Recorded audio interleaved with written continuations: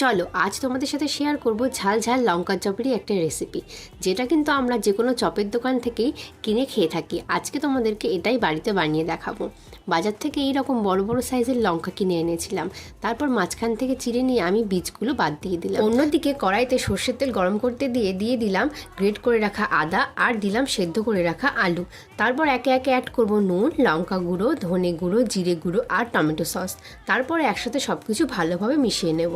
ভালোভাবে আলু মাখাটা তৈরি হয়ে গেলে এটাকে আমি নামিয়ে নিলাম। তারপর প্রত্যেকটা চিড়ে রাখা কাঁচা লঙ্কার মধ্যে দিয়ে দেবো এই আলুর পুরটা। ভালোভাবে আলুর পুরটা দিয়ে দেওয়ার পর আমরা অন্যদিকে একটা ব্যাটার তৈরি করব।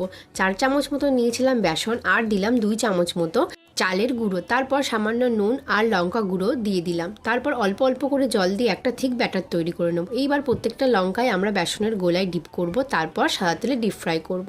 এবার লাল লাল করে ভেজে নিলেই তৈরি হয়ে যাবে আমাদের মুচমুচে স্বাদের লঙ্কার চপ।